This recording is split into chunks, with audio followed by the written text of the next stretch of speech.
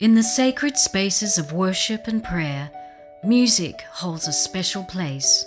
It uplifts our spirits, brings us closer to God, and unites us as a community. In schools, music becomes a vehicle for teaching and nurturing faith, enhancing classroom prayer and creating meaningful liturgical experiences. To ensure that the beauty of music continues to enrich our worship and educational experiences, it's important to do our part. By obtaining a one license music license and reporting our song usage, we actively support our composers in their ministry. Just as composers labor to bring forth their inspired creations, we have a responsibility to exercise justice and ensure they receive fair recognition and compensation. Sometimes, the journey of a composer can be arduous and demanding to ensure the lyrics are liturgically and scripturally sound and the melody is inspiring and accessible and memorable for the congregation. They often face challenges along the way. Yet they persevere, seeking divine guidance and inspiration. It's a relief and a blessing when the composition is completed. But the journey doesn't end there. The music often needs refinement based on feedback from various church authorities. They meticulously refine and polish their work. Finally, the composition is ready, and then begins the process of sharing their music with the world through publication. Copyright licenses return royalties to the creator of the music. However, in reality, the income from royalties can be surprisingly low, especially if we do not report the song usage. Generally, composers of church music believe that music is their ministry, and many depend on the income from licenses to support them and their families. But by buying a one license and reporting song usage, we can make a difference. Having a license is only the first step. You must report the usage of your hymn and song titles, including psalm and mass settings, each and every time you use them. If you miss this step, composers do not get paid. Let us exercise justice and make sure the composers are honoured and rewarded for their musical contributions to our faith communities. Thank you for supporting composers and ensuring that the music we use in our liturgies and prayer services is grounded in fair and just practices. Remember, purchase a license from One License and always report your song usage. Together, let us continue to celebrate the beauty of sacred music that enriches our faith communities and our worship. Visit One License at www.onelicense.net for more information.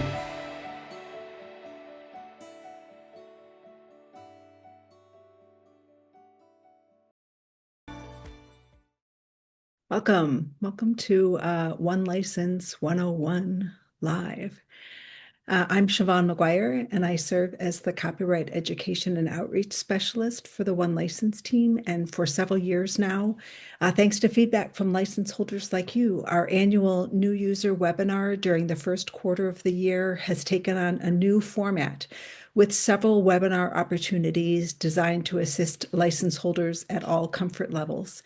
Today's One License webinar is designed with new users in mind, with some review for existing license holders, and we'll also look at some recent website developments. And then throughout the coming months, you'll be invited to join us for 201 and 301 webinars, where we'll dig even deeper into our service and offer additional helpful information for our more experienced users.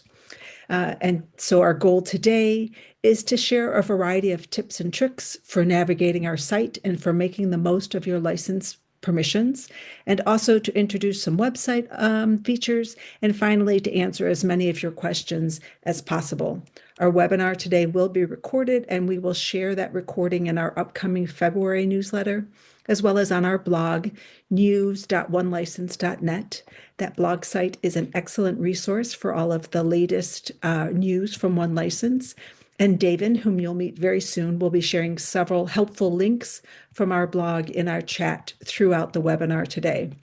But right now, I'd like to introduce Madison Connor, our multimedia specialist, who will share a few housekeeping notes for our conversation today. Hi, everyone. Whether you are with us live today or are watching the recording, we are so glad that you're here, and we hope that the information that we are sharing in this webinar will help you to get the most out of your One License permissions. A few notes as we begin our time together. This webinar will be no longer than 1 hour in length. All you need to participate is speakers or headphones so that you can hear us. No need to have a microphone or video camera since you are an audience member today.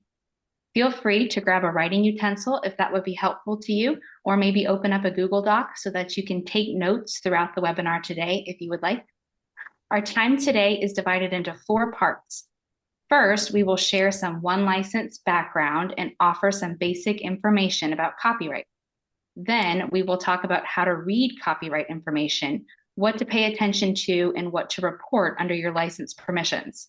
Next, we will offer some tips for searching our system. Again, what to pay attention to when comparing your score or the page in your hymnal with the results of the database search. If you're a longtime license holder, you'll have noticed some recent updates to the website. For instance, navigating to the report usage page has been simplified, and we'll mention those updates as we encounter them today. And finally, we'll wrap up with a live question and answer session at the end. To tell us a little bit more about our Q&A session, I would like to introduce our bilingual ministry specialist, David Taba. Hi, everyone. So if you're here with us live, you can click on the Q&A option at the bottom of your screen and then type your question directly into that box. We'll be monitoring that throughout our time together, and we'll do our best to answer each of those questions live. Over the last few days, we've also received questions from some of you through our online ticketing system, so please know that we'll be including many of those questions as well. Please note that for certain types of questions, we may need more information from you, in which case we'll ask you to send us an email.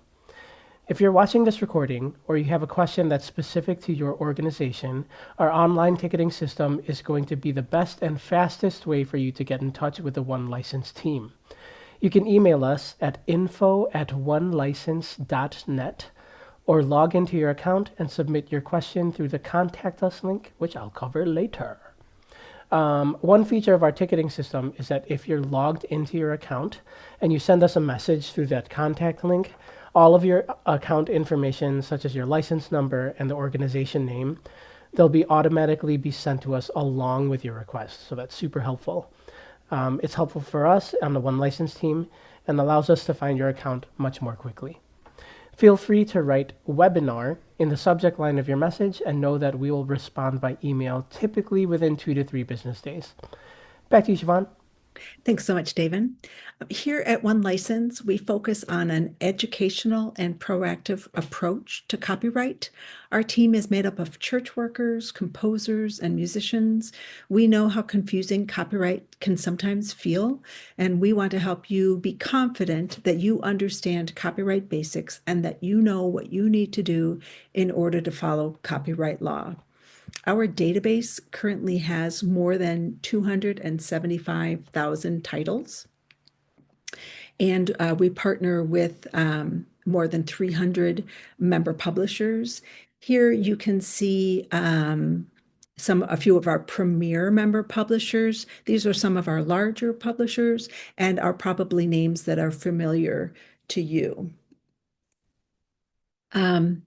If you are new to using our service, you may still be wondering, what does One License really do?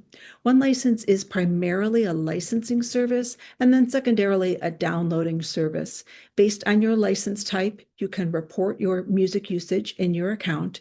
And if you have a reprint license, you can also download files for congregational reprints. So primarily a licensing service. Keep in mind that our member publishers retain full control of their catalogs and the data that they enter into our system. So not every congregational piece will include a download. Copyright is a form of intellectual property law, and it's designed to protect any type of artistic medium, whether songs, poems, drama, literature, computer software, and whatever the medium, it must be in a fixed form, which means you can't copyright an idea. Anytime we use a copyrighted work in a new way, for example, reprinting it in a worship aid, or putting it on a projection screen, or including it in an online worship service, the composer, the author, the owners of that creative work deserve to be compensated for that usage. So how exactly does one license make that happen? That's where your reports come in, and this is why we ask for 100% compliance with those reports. We use your reported titles to calculate and disperse royalties to our member publishers, who then pay them to the artists, composers, authors, and arrangers. For all of us here at One License, being able to accurately pay out these royalties is a justice issue. And we know that you also want to be sure that we are all appropriately supporting the creative work of the composers, authors, and other artists who inspire our music choices. And we all want to make sure that they are able to continue composing and contributing that creative work so that we can continue using their works in our communities. Since you are joining us for this webinar today, our organization likely already holds a license with us. Your organization likely already holds a license with us. I'm going to start that sentence over. Since you're joining us for this webinar today, your organization likely already holds a license with us, but licensing needs can change depending on how the worship life of your organization changes. So we recommend that you reassess your needs each year when your license comes up for renewal to ensure that you have the correct licensing for the way that you are worshiping. Except for our school licenses, all of our annual term licenses are based on the average weekly attendance in person and online of your organization.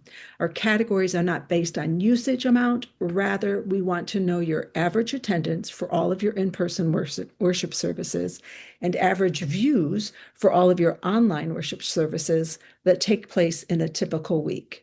In addition to being a justice-based pricing model where larger organizations pay more than smaller organizations, those average weekly attendance numbers give us a good idea of the size of your organization and ensure that you are covered for those large attendance days like Christmas and Easter as well, and for occasional services such as funerals, weddings, and other special services throughout the year. So looking at this displaying permissions slide, we'll talk more about reporting later in our time together, but I want to show you this helpful graphic for displaying your permissions and licensing information. So when we talk about displaying permissions, this is what we're referring to. This information would be printed in your worship aid or displayed as a slide on your projection screen if you're reprinting copyrighted music in those ways. And this is also the music that should be included in your online worship services. As you can see on the slide, you want to list the copyright information like title, composer, copyright year, publisher, as well as your license number, your licensing information, which shows the type of usage, reprint and or podcast streaming and or recorded audio, and your license number. Being able to list that information with your online service video, either in the video description field or in a video comment, or both, will help you cut down on the number of claims and strikes in your online services. All right. So there are a few places in your account where you can find your license number. I'll share this other screen. Okay. The license number is a combination of a letter plus 6 digits, and you can find that license number in your account. The quickest way to find it in your account is to click this home icon up here in the purple navigation bar on the right. The home button takes you to your home screen, and then you scroll down, and there's your license number there above the block of 8 buttons. There's your license number. And coincidentally, on this page, here is the sentence that you would use when displaying permissions. Whether reprinted, podcast streamed, or recorded audio, used with permission under one license, and then it would have your number. We're in my test account, so we have my test number there, and then the expression all rights reserved. Then you can also find your license number if you click on the purple navigation bar, My Account, and then select My Account again and the Licenses tab. And here is the information about your license. So it would have your permissions and the date of your license term and your license number all right there. And all of that information is also found in the on the invoice, the renewal invoice or your initial license invoice that you received in that initial line item. So when you display permissions, that's where you'll want to find your license number. Take a look in the chat where David will be dropping some very helpful links from our blog on these topics. And then in just a moment, we're going to talk about what exactly needs to be reported and how to find the copyright details you need in order to report. But before we do that, Madison, what kind of questions are we receiving at this point? Thanks, Siobhan. So we've received a lot of good ones so far. Real quick, I want to address one that we've been receiving a lot through our online ticketing system, which is this webinar going to be recorded? So we've said it before, but I want to reiterate, this is being recorded. So you can reference it later. You'll be able to find it on our blog. We will also put it in our coming newsletter. So it is being recorded, if that's helpful to you. Another question we received in our ticketing system was, we see these member publishers that are with one license, but what do we do if the copyright holder is not a member publisher with one license? And in that case, we would recommend you'll want to reach out to that copyright holder directly. So if the copyright holder is not a member publisher with one license, then that title would not be covered through one license. You'll want to reach out to that copyright holder directly. Great. Thanks, Madison. These are great questions. Keep them coming, please. Okay, so just what needs to be reported and how do you find the copyright details that you need in order to report? So you should report copyrighted works that you are using in a new way. Purchasing a hymnal or a musical score only allows you to use that purchase copy for in-person worship. So if you are reprinting the text or tune, or if copyrighted works will be heard in an online worship service, you need licensing. Are you reprinting the text and or tune for your congregation on a screen in a worship aid or a bulletin? Report that usage. Will a copyrighted organ prelude or choir anthem be heard in your online service? Report that usage. For in-person worship services, it's about what you're reprinting. But for online worship, you need permission for any and all copyrighted music that will be heard in the video. And also for online, if you're putting images of the copyrighted text or melody line in the video, that's a form of reprint. Another way of thinking about it, we sometimes say that for reprint, the reprint permissions are for what you can see, and the podcast streaming permissions are for what you can hear. All right, I'm going to share my screen again.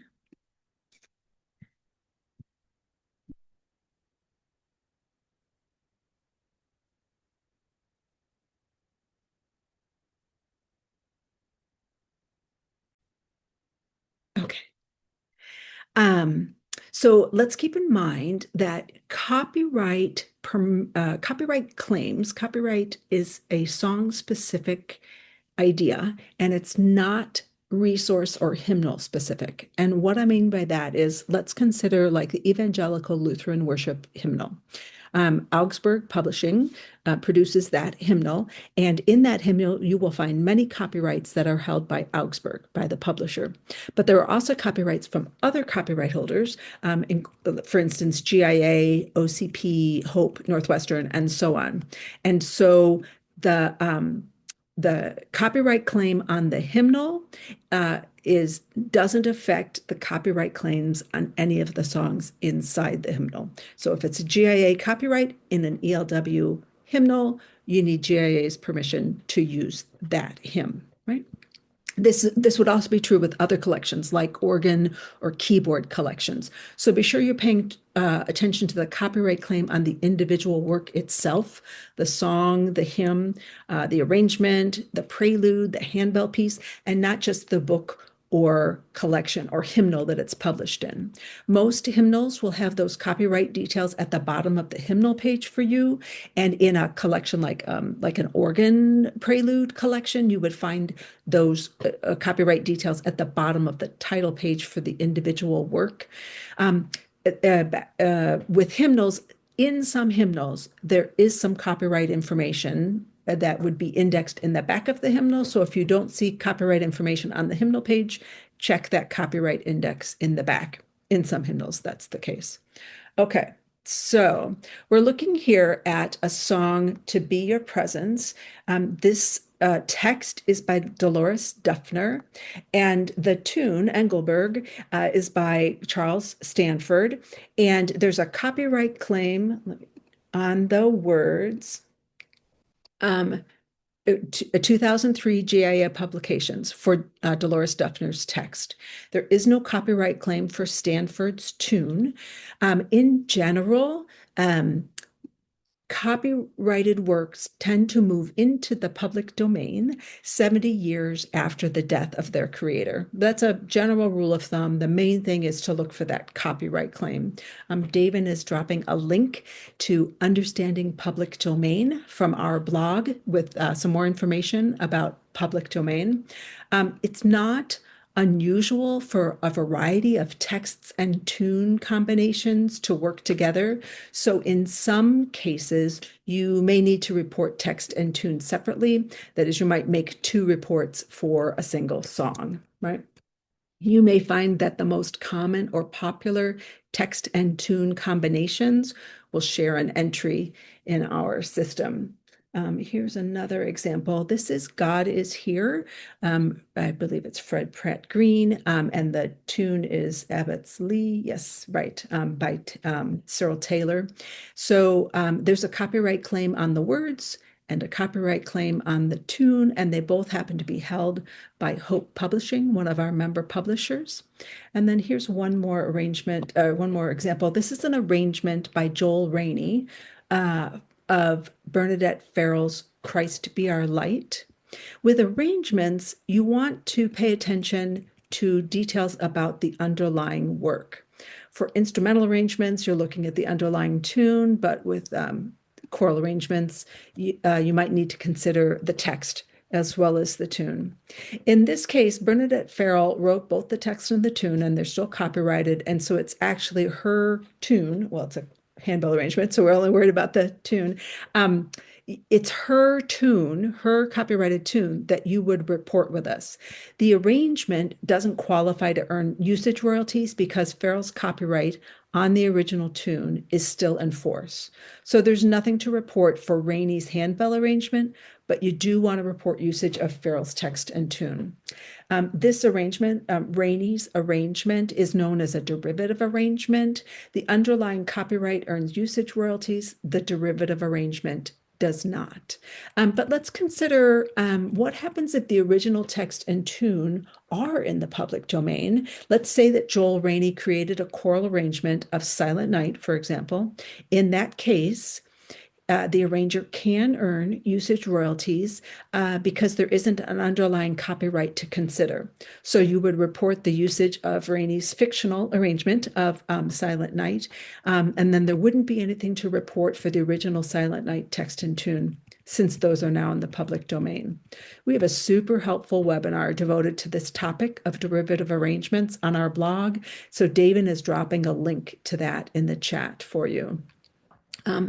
You want to pay attention to all the words and details in the copyright claim. There's copyright holder, contributor, publisher. You might see sole selling agent, published by, arrangement, administered by. David is also dropping a link to our terminology piece in the chat where you can see what all those different words mean. Some of them will affect copyright, and some of them aren't really related to copyright. Once you've found the copyright information, you can check our member publisher page to determine if the copyright holder is a member publisher with us, and if they are, you can search the system for that title. Sometimes a member publisher administers a copyright on behalf of the copyright holder, and then the member publisher is able to include that work in our database on the copyright holder's behalf. And in those cases, it is worth searching our database to see if it's included. So we were just talking about Bernadette Farrell's Christ Be Our Light. Bernadette is the copyright holder. It's published by OCP, and OCP has agreements in place with her, so they're able to administer that title on her behalf in our system. I'm gonna rearrange things here. Okay. All right, so Madison, do we have any questions so far? Yes, we're getting lots of great ones. Sorry, I was typing one just as you were. Oh, yeah, sorry, cut you off guard. Yes, but I'll go ahead and talk about it because it's a good question. We had a question, what about public domain titles? So do we need to report those? And the answer is you do not need to report a public domain title. You may find some public domain titles in our database, and that's because sometimes member publishers will upload helpful files, so maybe a PDF or something, but if you are certain it's public domain, you do not need to report it through OneLicense. And Siobhan, one other question we received since you've been talking about copyright claims was, what if I cannot find the copyright claim? Right. So generally speaking, if it's in a commercially published hymnal, if it's a commercially published score, the publisher is very careful to include that copyright claim. So if you don't see a copyright claim on the hymnal page, look and see if there's an index of copyrights in the back. I can think of one or two hymnals that index the service music copyright claims in the back. I think they don't want to, I don't know why. Maybe they don't want the copyright claims in the order of service. But you know, if you're looking at, let's pick an example. Let's pick Amazing Grace. And so you'll look at that and you'll see a text author and you'll see a tune author for New Britain, and then you won't see a copyright claim on that. So then usually their birth and death dates, or perhaps the date that the work was created, will be included. And generally speaking, if you don't see a copyright claim and you know it's been more than 70 years since the creator left this mortal coil and moved on to their reward, that's a good indication that it's in the public domain. Back in the day when I was, you know, doing this for my church, you know, in the dark ages, and I kind of knew, like you, I kind of knew a little bit about copyright. Sometimes I would just Google, you know, who holds the copyright for this? Is this in the public domain? We are a good source for you too. Feel free to send us an email and say, I think that this is in the public domain because I'm not seeing a copyright claim here. And then just give us that information and we can help you with that. Thanks, Madison. All right, so now that you've determined the copyright details of the piece, it's time to report that usage in your account.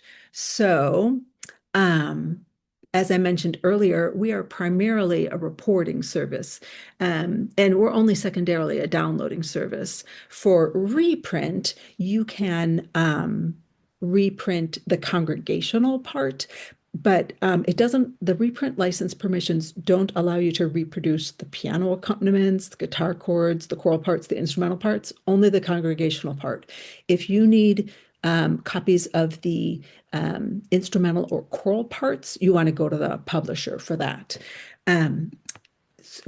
So back to reprint, if a member publisher has provided downloadable resources, those are going to be either the text or the text and the tune for the congregation. And remember that those downloads are provided by the member publisher, who decides which files to provide for our license holders. All right, so you found copyright information and you know that the copyright holder is a one license member publisher, and now you're looking to find the title in our system. If there's only one thing that you take away from our time today, we want you to know that the best way to search the database for most things, easiest, most effective, most efficient, the best, fastest way to search our system is by typing both the title and the contributor's last name into this title field.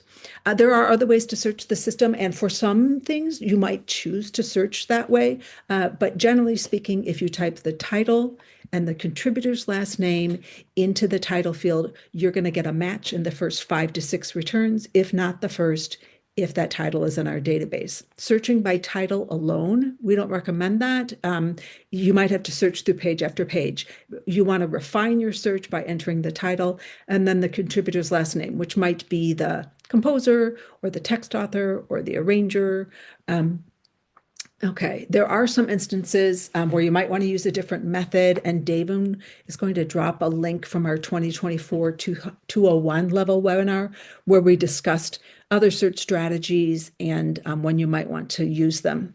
So let's take a look at this database record. So I searched To Be Your Presence by Dolores Duffner, an earlier example, and when I searched, I got a couple of hits here, but this is good because I'm looking for a match for the contributor's name and the title. And I've got that a couple of places here. Here's this. So this first one is Dolores Duffner, GIA, and the second one is Dolores Duffner, GIA. And then the third one is, it's still GIA, but the contributors are Dolores Duffner and Daniel Nelson.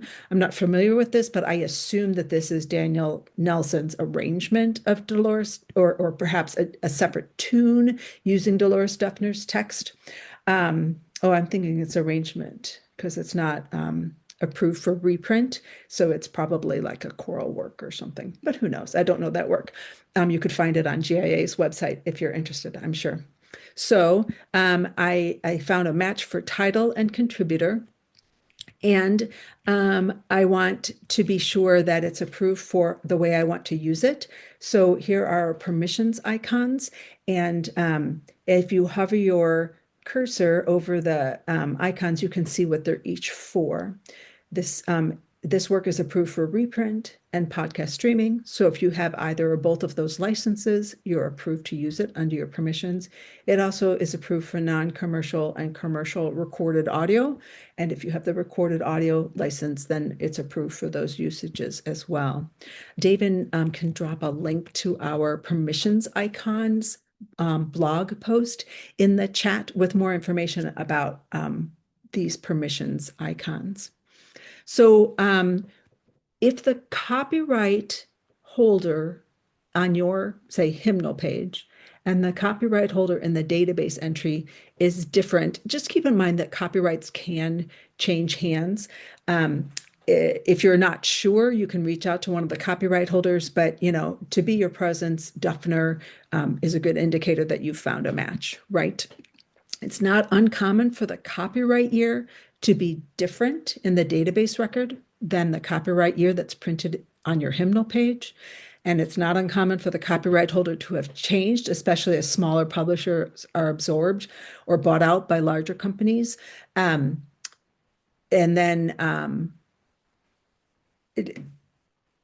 So if you have questions about that, we're certainly happy to help with that. One license can only license the pieces and the kinds of usage that our member publishers have allowed.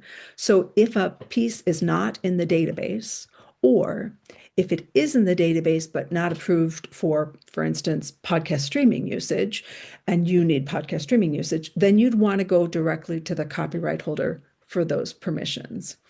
As long as the piece shows as approved for reprint in our database, you can reprint it. You can make your own reprints. You can use any downloadable file that you find, but you can also make your own. You could make you could retype the text. You could make notation with music notation software. You could copy your hymnal page and make an image file. Another way that you can search is by the SKU number. I don't necessarily recommend this. I find the title contributor search to be so useful, but the SKU number is a unique number to the right of the title. And if you enter that into the title field, it will search by that title. Sometimes, it might be this one, sometimes a SKU will be assigned to more than one title. And if that happens, don't worry about that.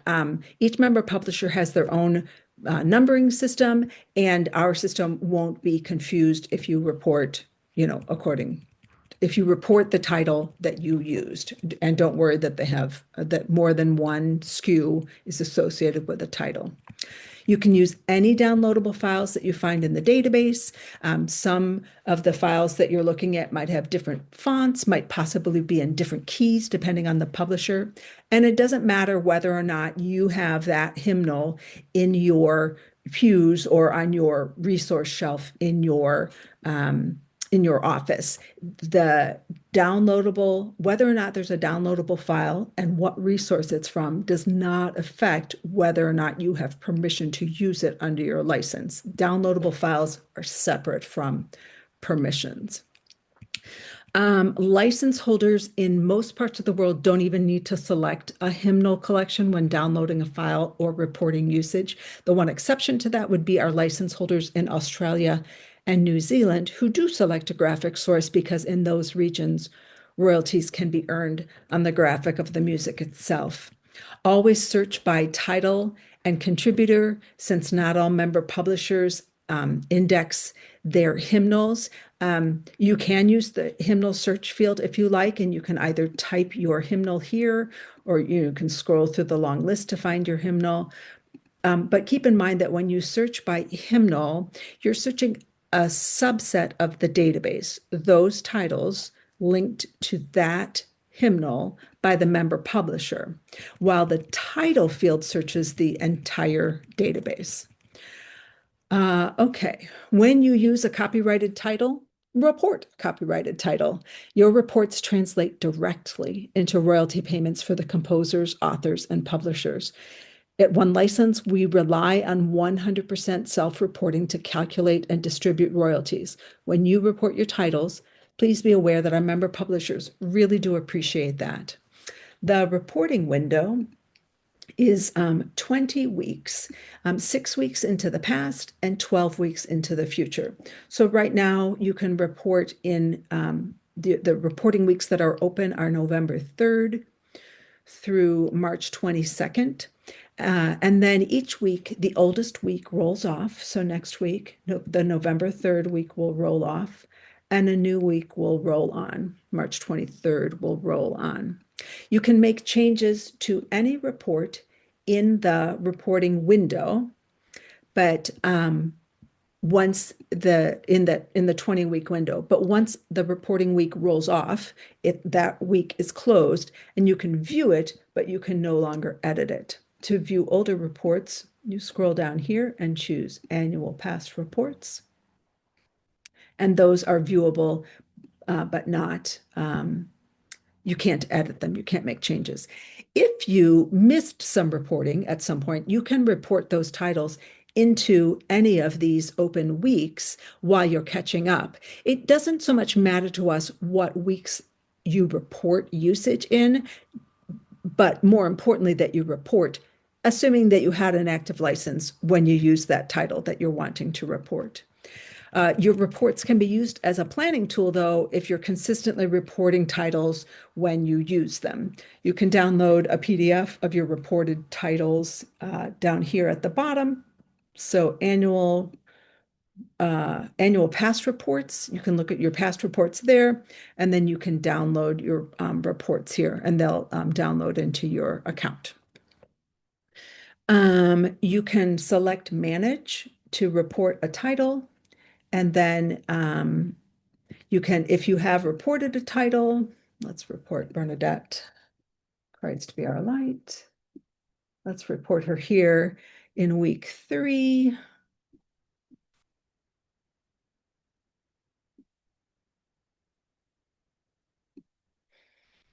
And then after I report it, I say, oh, not November 3rd. I wanted to report it for this week.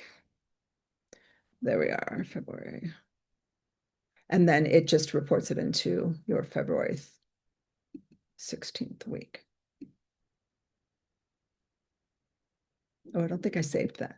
Let's try that again. I'm sorry. Then I want to edit it and change the date. And there we go. And then I move her from the November 3rd week, and I move her to the February 16th week. And there she is in February 16th. All right. Let me stop sharing there. And Madison, what questions are we seeing in the chat? They just keep coming. So many good ones. Okay. So real quick, a couple I'll address. We had the question, since we're talking about reporting, how often do we recommend reporting?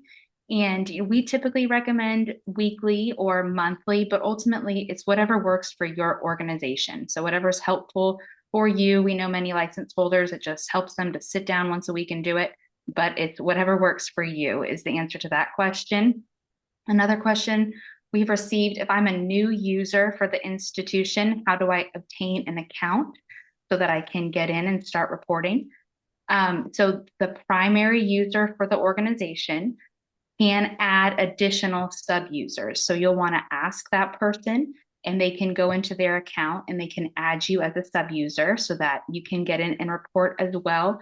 You're also welcome to, they no longer work here, so yes, you are welcome to email us at info@onelicense.net with the name of your organization, your license number if you have it, and we will get you squared away. So if you find yourself in a situation where the primary user no longer works for your organization, then please reach out to us and we can help get your account squared away so that you can log in and report. Great. Thanks, Madison. Wonderful. Okay. So Madison mentioned that an account can have multiple users. So maybe, David, you could drop a link. Oh, wait. Yeah, drop a link to multiple users if you don't mind. But first, David, before you do that, let's have you tell us a little bit about the website and take it away, David. Taking it away. Hello, everyone. All right, I'm going to quickly roll you through 3 things. One is a quick tour of the website for any newbies who are in here who are like, I don't know what this website or what these buttons do. I'll run you through the website real quick. I will talk about our blog, our amazing blog that we have, and then I will talk about call and response, which is a cool little thing. All right, so let me share my screen and I will run you through our website real fast. Good thing. Well, there it is. Okay. This guy. Okay. All right. So when you first log into OneLicense, you'll see this, right? A big thing. I'll just take you through a tour top to bottom. So when you log in, you'll see your name up here. That's how you know you're logged in. Well, I know I've done it a bunch. We've had license holders who've done it a bunch. They try to report. They're like, I can't report. And then I'm like, do you see your name at the top? Like, no, I wasn't logged in. So at the top, you'll see your name and your organization. This is my test account, like Siobhan was using hers. What's nice and convenient, you have this purple button that says report usage. So instead of clicking through all the things, you have report usage here also. And then you have report usage here. But nice and convenient, up in the upper right-hand corner, biome. You click that, you can report usage from this page. You search by title and contributor, as Siobhan has so beautifully explained earlier, and then you can search for your stuff. Oh, you get to see all the things I searched for. Okay, perfect. So there's that. And again, this home button here will take you back to your landing page. So you see your name, your organization, the report usage. This is a notifications bell. If at any point the OneLicense team has notifications to shoot out to you, you'll see them here. There's none currently, but stuff like, you'll see them for Holy Week when we're not in the office. You'll get notifications about a OneLicense being closed, things like that. This is also where you'll see manual submission updates. If you submit a title manually, you'll see that here. You'll see the status of that update, whether it's pending, whether it's accepted, rejected, or passed. We can get into that later at a future call and response if you come. There's also this make payment, which is nice and convenient. You just go here. If you have an open renewal invoice, you can add the invoice number and your email or the email of any user on the account. You click search, your invoice will pop up. You can pay by credit card here. Nice and easy, peasy, squeezy lemons. Again, go back to the home button here. You're back. I'll cover this real quick. I know I'm moving fast because we promised to keep you under an hour. All right, so my account, if you click here, you have all of these options. My account will take you to a place where you can edit the information on your account, right? So you have that stuff. You can edit your stuff there. Organization information here. You see your license info. You can add users. Settings is usually this, what people like to change the number of services so that reporting gets a little easier for you. If you choose to download anything, you can download history of copyright usage reports here. Those are the ones that I downloaded. And then again, notifications is the same as your notifications bell. Back home, just so that we know what that's there. Home. This is where we report usage. We already saw that screen. Report tracks. This is for That's recorded the old audio. license, David. I'm sorry. That's the old license. They won't find that in there. Just kidding. You won't find that in here. Manage the lists. This is where you can make lists, actually. I have some. You can make lists. Email us. We can give you information about. There's a whole lot of information about lists, but lists can make reporting quicker and more efficient for you. It also makes searching for titles a lot more manageable. And then there's this contact button here, contact us button.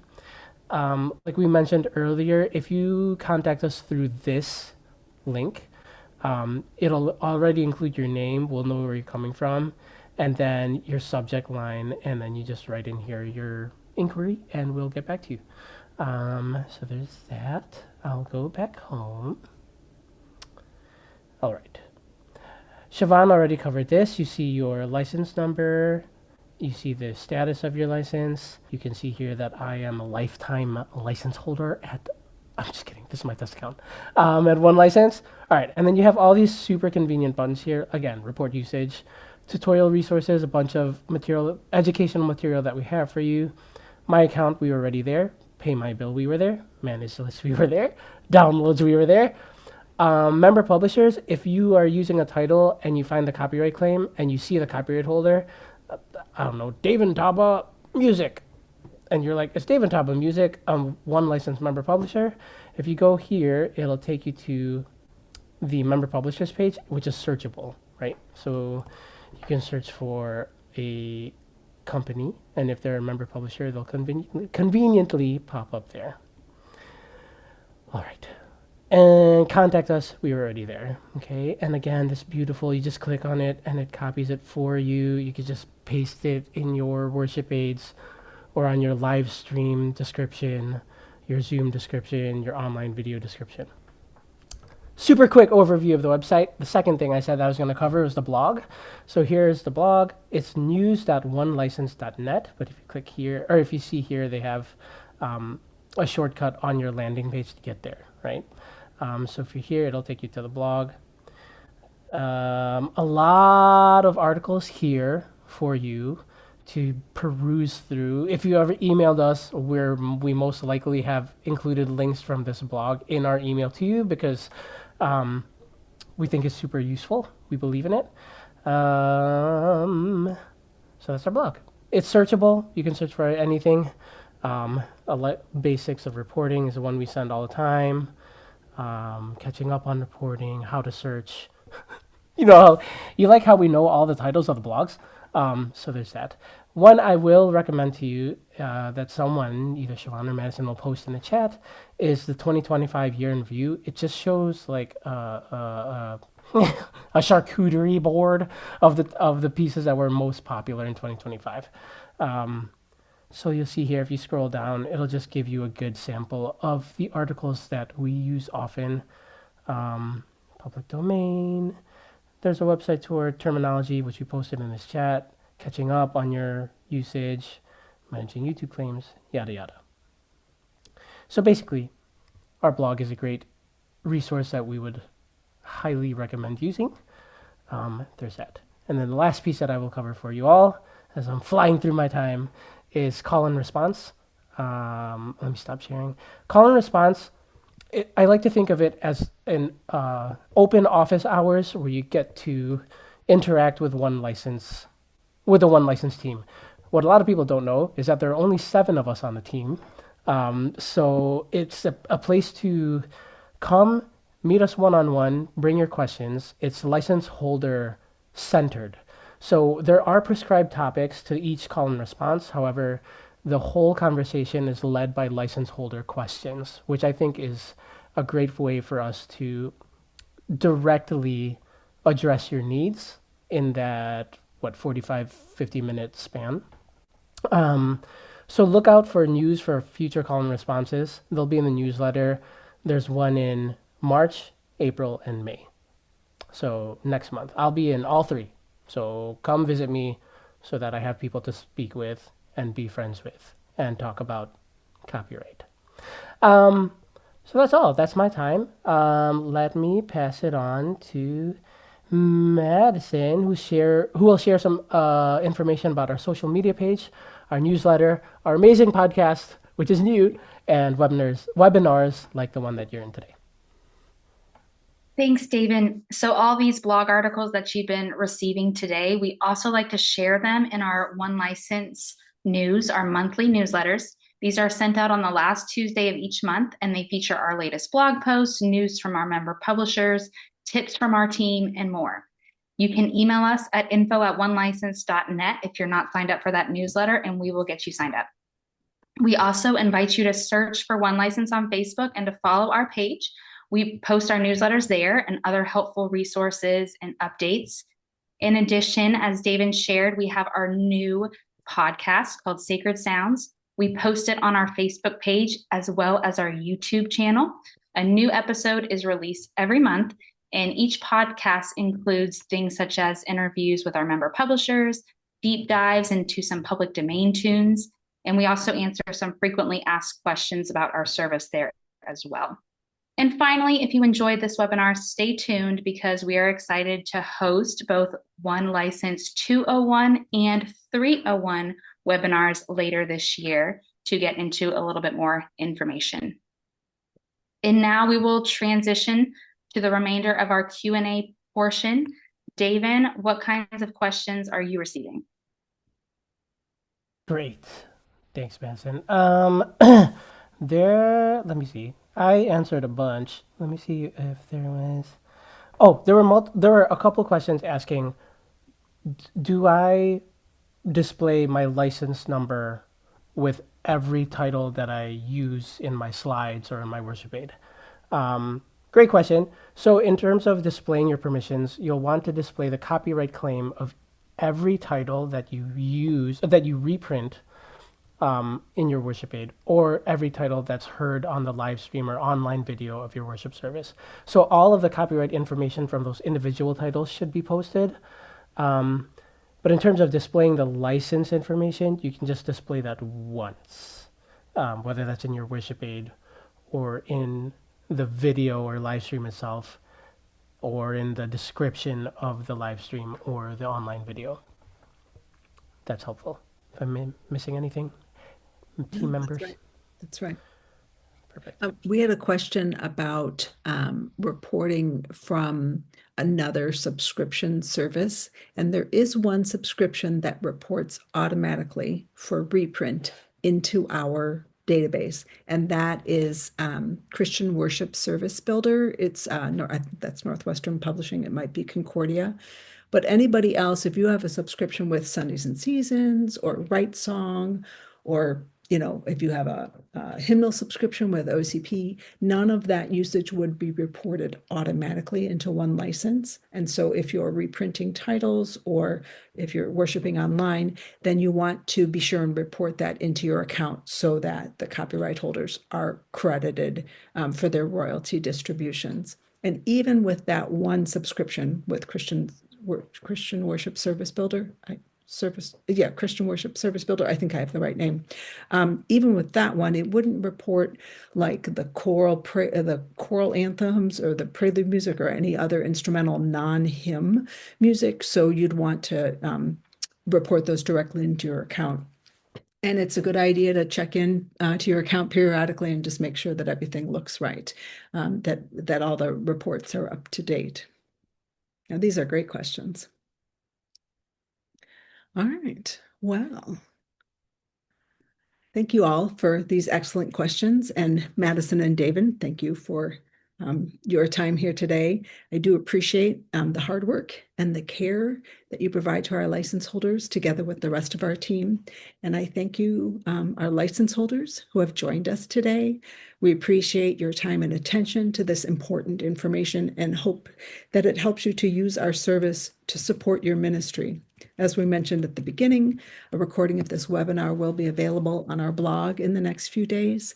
And remember to reference the fast facts sheet that includes the information from our prelude video, as well as many of the things we've talked about this afternoon. And we'll include that sheet with the webinar recording on our blog. The three of us and the rest of the One License team wish you and those you serve all the best in the weeks and seasons to come. Bye, everyone.